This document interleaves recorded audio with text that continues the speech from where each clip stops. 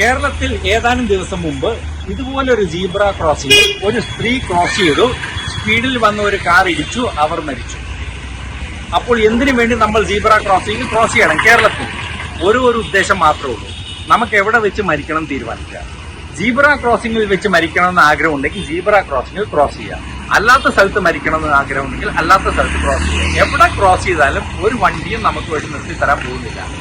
അങ്ങനെ ഒരു സംസ്കാരം ഇവിടെ വളർന്നിട്ടില്ല. ഈ സീബ്ര ക്രോസിംഗിൽ വണ്ടി നിർത്തുക എന്നുള്ളത് ഒരു നിയമത്തെക്കാൾ കൂടുതൽ ഒരു സംസ്കാരമാണ്. സാംസ്കാരികമായി ഡെവലപ്പ് ചെയ്ത കൺട്രീസിലൊക്കെ ഇങ്ങനെ നിർത്തി കൊടുക്കുന്നത് സംസ്കാരത്തിന്റെ ഭാഗമാണ്, അല്ലാണ്ട് നിയമത്തിന്റെ ഗുണം കൊണ്ടല്ല. ഇങ്ങനെയുള്ള സംസ്കാരങ്ങൾ ഇതിൽ മാത്രമല്ല വേണ്ടത്. പുറകിൽ വന്ന് ലൈറ്റ് അടിച്ച് കാണിച്ച് ഭീഷണിപ്പെടുത്തുക, റോഡിൽ ലൈറ്റ് കത്തിച്ച് കാണിച്ച് പകൽ സമയത്ത് അധികാരം സ്ഥാപിക്കുക, ഫോൺ അടിച്ച് കുത്തിക്കയറുക, ഇടത്തുവശത്തൂടെ കുത്തിക്കയറുക, രാത്രി കാലങ്ങളിൽ ലൈറ്റ് അടിച്ച് കാണിച്ച് ബ്രൈറ്റ് ലൈറ്റ് അടിച്ച് കാണിച്ച് മറ്റേയാളെ കാണാതിരിക്കുക, ഒരാൾ ഇടവഴിയിൽ നിന്ന് കയറാൻ ആഗ്രഹിക്കുന്നെങ്കിൽ ഒന്ന് സ്ലോ ആക്കി കൊടുക്കാനുള്ള മനസ്ഥിതി കാണിക്കാതിരിക്കുക. ഇങ്ങനെ പല ധൃതിയും സ്വാർത്ഥതയും ആയ സ്വഭാവങ്ങൾ നമ്മൾ റോഡിൽ കാണിക്കുന്നതുകൊണ്ട് 80% ആക്സിഡന്റ്സ് ഇവിടെ ഉണ്ടാകുന്നത്. ഇതിന് പരിഹാരം എന്താണ്?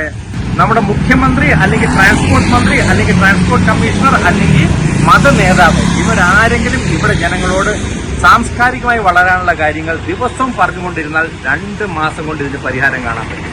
അങ്ങനെയൊന്നും ചെയ്യുന്നില്ലെങ്കിൽ നമ്മളിങ്ങനെ വരയൊക്കെ വരച്ചു വെച്ചിരിക്കുന്നത് വെറും ഭംഗിക്കാണെന്ന് മാത്രമേ കരുതാൻ പറ്റുള്ളൂ.